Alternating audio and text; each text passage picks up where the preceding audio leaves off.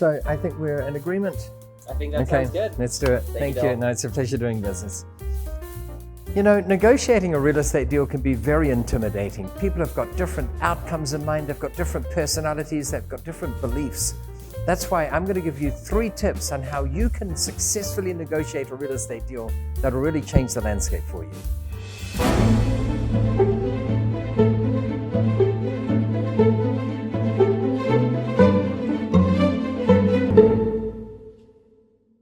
So there are 3 tips to negotiating successfully when it comes to commercial real estate. And the first thing to note is that negotiations can be tricky. You know, negotiating any kind of commercial real estate deal, including the lease, it can be the most difficult part of buying or selling a piece of real estate. When you're ready to get down to brass tacks, you'll find emotions run high from everyone involved trying to reach their goals. And sometimes those goals are not compatible. Although it may seem difficult, there is always a way to get through negotiations one piece with the desired outcome if you follow these 3 tips to successfully negotiating a commercial real estate deal.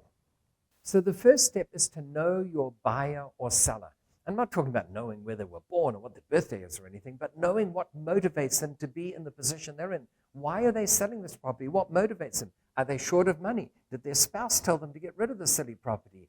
Do they not have the ability to find a tenant? Because knowing the answers to those things will put you in a very strong position. If you can know more about what motivates them, then perhaps they know about what motivates you, it'll put you in a very strong position. So as an example, I once looked at a block of 3 shops. The owner of the building ran a butcher shop in one of the 3 shops.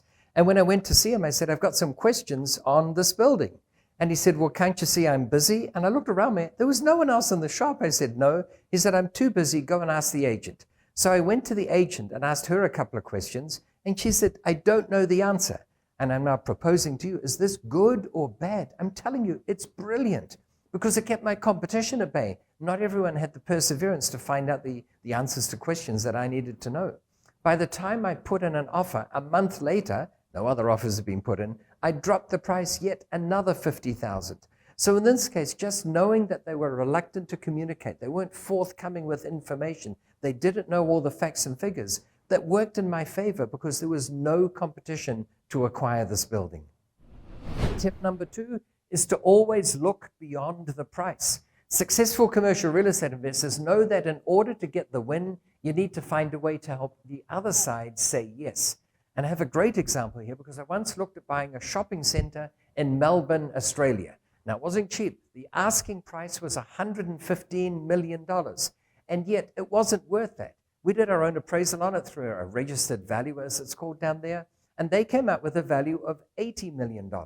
But the seller was adamant. Apparently, he told all his buddies that he will get $115 million for it. So you would think on the surface level that there's a disparity in price that would never bridge and that the deal would never get done.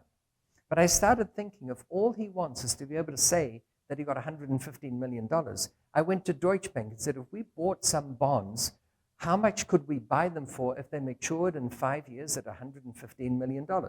And back then, interest rates were a lot higher, of course, and we could buy them for $80 million, and $80 million was the value of the building.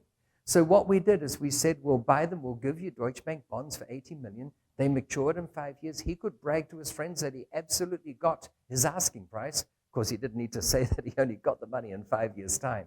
But every side won, and it's a perfect example of where when you know what the other side wants, you can often twist things around to make them get what they want, and then you can get what you want.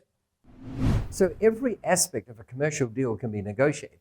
And I want to pick just a couple of examples as to how you might negotiate them. For instance, number 1, is there financing involved? I always recommend that whenever you buy a commercial property, you should always ask the seller, would you consider leaving some money in? Now, chances are they're going to say, no, I'm selling because I want the money. But every now and then they'll say, yeah, we'll leave some money and we'll leave $1 million in at 4% or whatever the rules are. Well, that's $1 million less that you have to pull out of your pocket or get from some bank funding. It's always a good thing to be able to negotiate that into the deal, and it could even affect your willingness to pay a slightly higher price. In that case, I'm willing to pay $100,000 more or whatever the circumstances may be. Another example is way down the bottom here. Are there tax opportunities?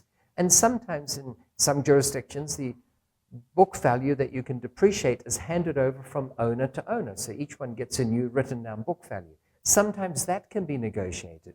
or your basis that you can use to determine what your value is up for grabs, and you can negotiate that as part of your negotiations to buy the property. So don't just look at price. There are many aspects that can be negotiated. Do all the fixtures and fittings come with the building? There's deferred maintenance. Who's going to do that maintenance before the transaction takes place? Who's going to pay for the transaction costs? These are all things that can be negotiated. And at the end of the day, a deal that doesn't look that good on the surface might actually be a stellar deal when you take all these other points into consideration. The third tip that is equally important is to stay focused on your goal of completing the sale. You know, it's so easy to get into this emotional tiff and to let ideas that are running around in your head take charge, and you abandon the deal because you think, that's not fair, they shouldn't do that, and in a huff you leave. The trick is to stay the course. There may be moments during negotiations when emotions run high and you feel like opting out. At those moments, try not to let your emotions run the show. Stay focused on your goal to complete the sale. Now, it might happen that the person you're negotiating with gets in a huff. They think that price that you're offering is ridiculous. How dare you even consider offering that?